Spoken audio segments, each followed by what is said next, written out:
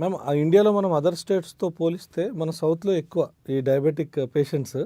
So ఈ diabetic patients ఎక్కువ కాబట్టి అంటే నార్త్లో చపాతీ తింటారు కాబట్టి అంటే డైట్ కంట్రోల్లో ఉంటుంది కాబట్టి రాదా, లేదు సౌత్లో ఎక్కువ వైట్ రైస్ తింటారు అంటే రైస్లో కార్బోహైడ్రేట్స్ ఉంటాయి, సో ఇవి పుట్ ఆన్ వెయిట్ చేస్తాయి కాబట్టి డయాబెటిక్కి కారణం అంటారా? That is one of the reason. But యాక్చువల్గా మనం చాలా మిస్కన్సెప్షన్ అంటే ఇది కూడాను. చపాతీ రాత్రి పూట టిఫిన్ చేస్తాం, మాకు ఎందుకు షుగర్ రావాలి? షుగర్ రాదు, షుగర్ తగ్గుతుంది, షుగర్ పెరగదు.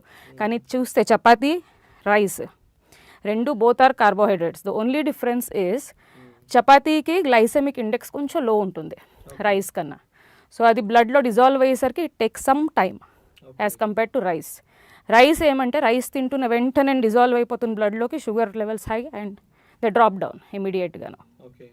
సో ఇదొక మెయిన్ డిఫరెన్స్ ఉంది రైస్ ఇంకా చపాతీలో.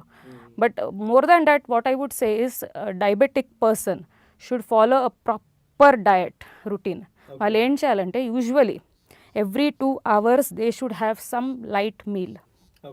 పొద్దున్న మన ఇంట్లో ఏమంటే సౌత్ ఇండియన్స్లోని యూజువలీ ఇవి ఏమంటారు దానికి, మేము ఫాస్టింగ్స్ చేస్తాము, లేకపోతే ఫెస్టివల్స్ ఉన్నాయి, వ్రతాలు ఉన్నాయి, ఇవి అవి బోల్డ్ ఉంటాయి.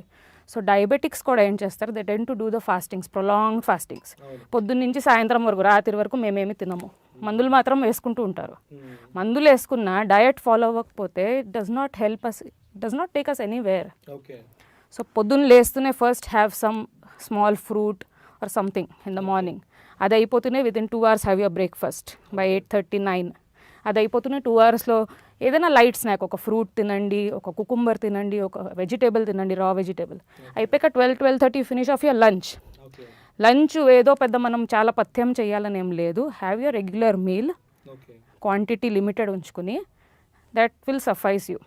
Again in the 3-3:30 break have some small snack. మళ్ళీ finish your dinner early. And after that you have to have a 2 and 2.5 hours gap before you go to sleep. ఇది చేశారంటే మీకు మాత్రం షుగర్ లెవెల్స్ మీరు అడిగినా కూడా పైకి వెళ్ళవు, they won't rice. You have to have your control this way. Okay, so partly food తీసుకోవడం వల్ల this will give you very good benefits. Definitely. Okay ma'am, and మనం చూస్తే ఎలాంటి ఫుడ్ తీసుకుంటే మనం ఈ డయాబెటీస్ని కంట్రోల్ చేయొచ్చు? ఫుడ్ రిలేటెడ్ అంటే ఫుడ్ ఇస్ జస్ట్, ఇప్పుడు ఆ ఎలిఫెంట్ స్టోరీ తెలుసు మనకి, 6 blind men అండ్ ఎలిఫెంట్ అంటారు.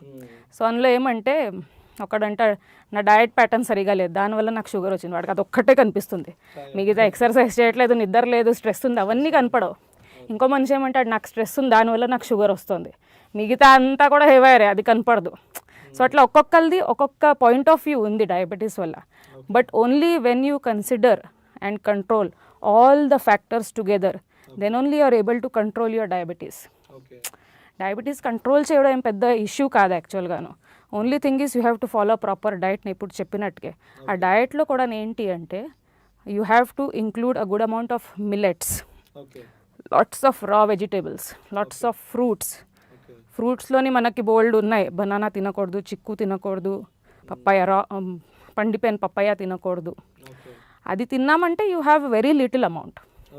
ఓకే, అండ్ మిగతా ఫ్రూట్స్ బోల్డ్ ఉన్నాయి which you can have. So all these things will definitely help you maintain a good sugar level. ఇలాంటి ఇంట్రెస్టింగ్ వీడియోస్ కోసం తప్పకుండా మా ఛానల్ని సబ్స్క్రైబ్ చేయండి.